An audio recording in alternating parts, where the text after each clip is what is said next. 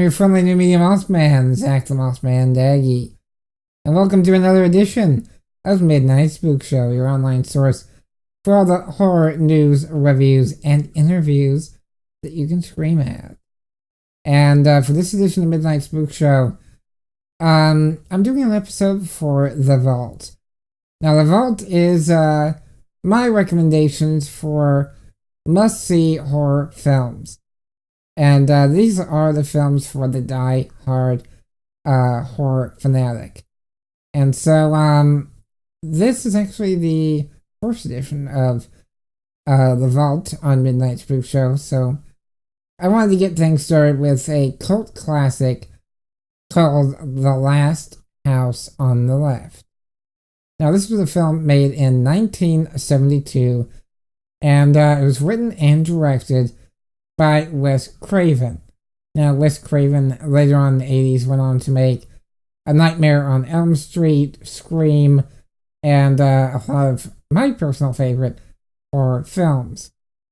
And the movie stars Sandra Peabody, who did Teenage Hitchhikers and Legacy of Satan, as well as David Hess, who's been in Zombie Nation and Swamp Thing.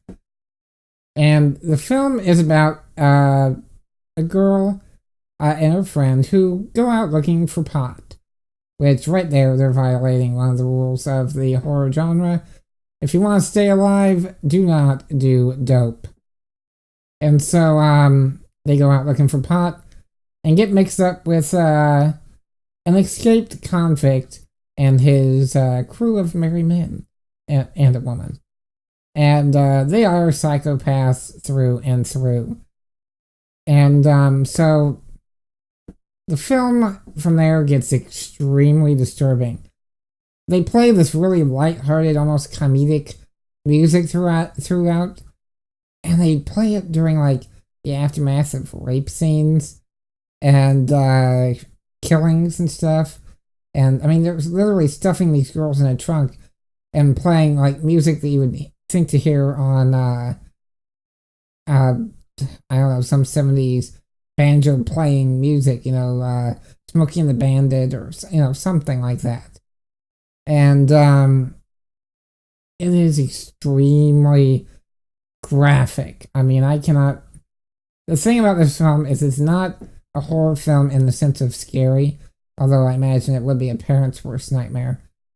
It is a horror film in it, as in horrific. It's hard to watch it.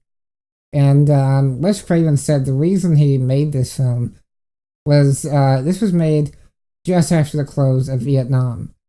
And he wanted to represent something of the loss of innocence in America. How we went from this happy-go-lucky nation to seeing the news footage of Vietnam and just being ransacked, just destroyed. And that's what this film is about. It's about how far people will go, because eventually in the plot line, these psychopaths, after doing their deed to these two girls, wind up in the home of one of the girls' parents. And the parents find out, and from there it gets even more violent. And the thing about the film, though, that I find extremely disturbing is it's almost pornographic. It is extremely violently sexual, I guess. And so, I mean, when this film was released, people were storming up from the theaters to the control room and trying to destroy the film. In fact, a lot of copies were burned. This was a movie that was banned on VHS, and but now it's out on DVD in the unrated version, with a lot of restored footage that even then they didn't, quite frankly, have the guts to release. So the film is extremely horrific. But that said, I also want to discuss the remake of Last House on the Left that was released just recently in 2009. Now, this was made with the blessing of Wes Craven, and it's directed by Dennis Iliad, who did a film earlier titled Hardcore. It stars Tony Goldwyn of Ghost, Monica Porter of the TV series Parenthood, currently on TV, and Garrett Dillahunt, who has been in just about every TV series in the last 10 years. My personal favorite role of his was in Deadwood. But this film has a lot of the same elements, not quite as horrific to watch as the original. It's more tamed down to be more Hollywood-esque. But I gotta say, even though it's more of the Hollywood cliche movie, I thoroughly enjoyed the remake better than the original. The characters are more developed. They actually feel like real people. They feel like, if it came down to these circumstances, this is what this group of individuals would do. They even humanize the villains to a degree. They're still just as vicious as the originals. But at least now they have some sort of motivation behind it. So as a result, the plot makes more sense. This one, the remake isn't so much about shock as the original was. This one is more about worlds colliding, more particularly families. Because the psychopaths are more or less have its family dynamic. There's a father, a brother, a son, and a stepmother, I guess.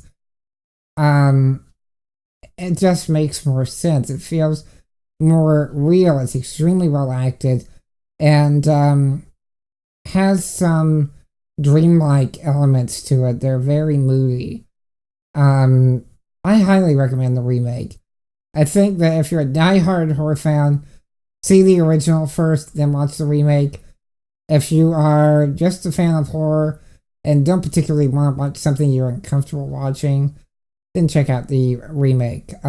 It is excellent. Very few remakes surpass the original. I think this one does. But that said, of course, the original is going to be a cult classic for decades to come, provided it doesn't get banned again. So in any case, that is the film Last House on the Left. Both versions, both unrated versions, are available now on DVD and I believe on Blu-ray as well. So check them out. And for more great horror goodness, be sure to check out my website at spookshow.tv. And until next time, I'm your friendly newbie, the Mothman, advising that when watching great horror films, be sure to turn it up and turn out the lights. Cheers.